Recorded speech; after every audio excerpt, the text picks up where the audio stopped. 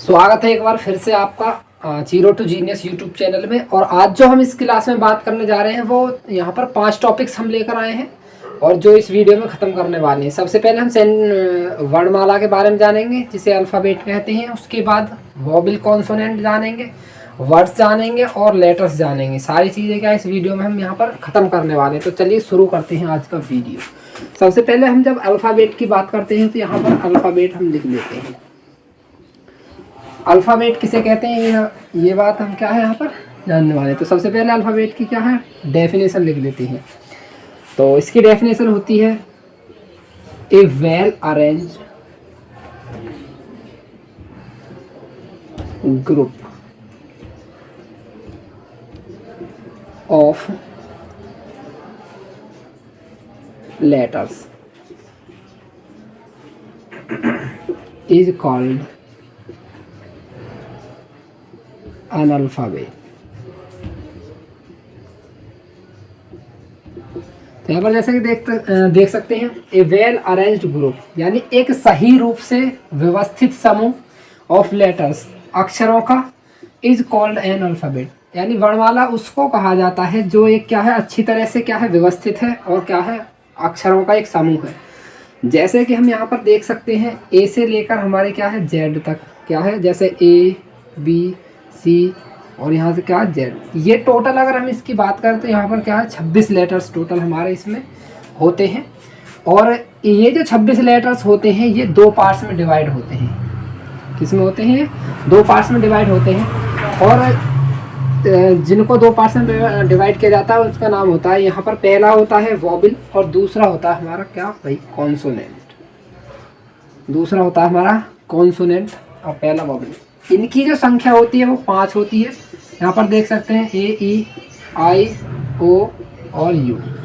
और यहाँ पर जो बाकी के शेष बचते हैं बी से जेड तक उनकी संख्या होती है 21। और इस प्रकार से ये 5 और ये 21 टोटल कितने हो जाते हैं हमारे भाई 26 हो जाते हैं।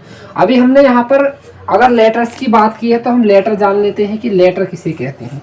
तो सबसे पहले आप यहाँ पर क्या है इसको मैं इरेज कर देता हूँ। स्क्रीनशॉट आप यहाँ पर ले सकते हैं। यहाँ से मैं इसे मिटा देता हूँ।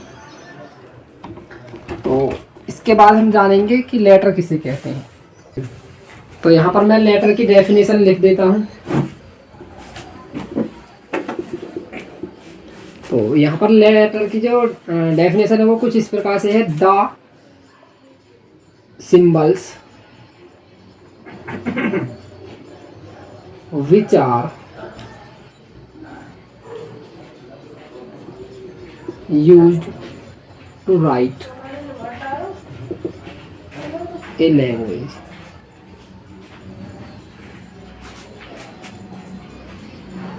is called letter। क्या भाई? The symbol which are used to write a language is called letters। मतलब ऐसा प्रतीक जो किसी भाषा को क्या है लिखने के लिए प्रयोग किया जाता है उसे क्या कहते हैं भाई हमें लेटर कहते हैं। अब हम अगर लेटर की बात करते हैं जो हमारे वर्णमाला में हम ये जो यूज करते हैं letter A B C D, ये हमारे क्या होते हैं लेटर्स होते हैं। इन्हीं को हम क्या कहते हैं लेटर्स कहते हैं। अगर हम हिंदी में इसकी बात करें तो हिंदी में इसका अर्थ होता है अक्षर। और अक्षर का मतलब होता है अगर यहाँ से ए और क्षर को हटाएं तो क्षर का मतलब होता है टूटना और ए का मतलब होता है नहीं। तो यहाँ पर जो नहीं टूटने वाली चीज़ है यानी हम इसके और पार्ट्स नहीं कर सकते। यहाँ पर हम इसको क्या है किसी भी अक्षर को अलग पार्ट्स में डिवाइड नहीं कर सकते हैं, नहीं तोड़ सकते हैं। तो ये क्या हमारे सारे के सारे ये अक्षर होते हैं, ये हमारे क्या है लेटर्स होते हैं। इसके बाद हम बात करते हैं वर्ड की। तो वर्ड की अगर हम डेफिनेशन की बात करें तो हम कह सकते हैं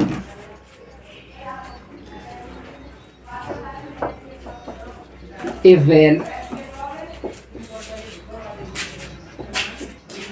arranged group of letters is called a word।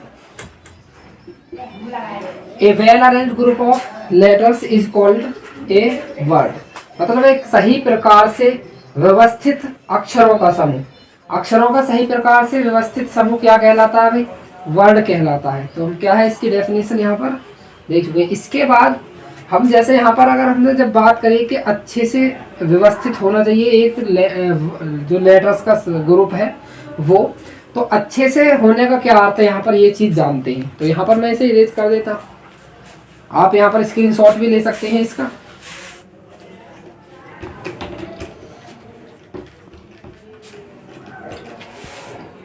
जैसे मैं यहाँ पर एक शब्द लिखता हूँ फादर,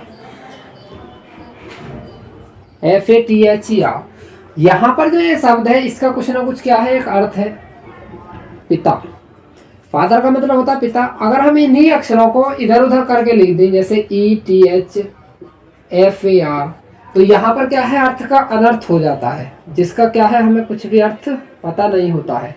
तो ये क्या है, एक अनर्थ चीज होगी। लेकिन और हमें ये पता होना चाहिए कि जो हमारा वर्ड होता है उसका क्या है, कुछ ना कुछ अर्थ होना चाहिए, वही हमारा क्या है शब्द माना जाएगा, वही हमारा क्या है वर्ड माना जाएगा। ये नहीं है कि हम किसी भी मतलब लेटर्स के ग्रुप को किसी भी तरह से व्यवस्थित कर दें, वो हमारा क्या है अर्थ पूर्ण अगर नहीं है तो एक शब्द नहीं माना जाएगा।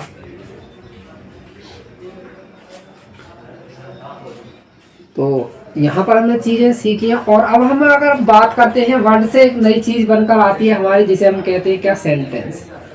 वर्ड के बाद क्या आती है भाई दोस्तों, सेंटेंस हमारा बनता है वर्ड से। तो जिस प्रकार से हमने यहाँ पर अभी अल्फाबेट की डेफिनेशन देखी है, लेटर्स की देखी है, उसके बाद वर्ड की, यहाँ पर अगर हम वर्ड्स के बाद बात करते हैं तो एक चीज निकल कर आती है हमारी सेंटेंस। और सेंटेंस कहाँ से बनता है, वर्ड से बनता है। तो हम सेंटेंस के बारे में थोड़ी जानकारी यहाँ पर क्या है प्राप्त करेंगे।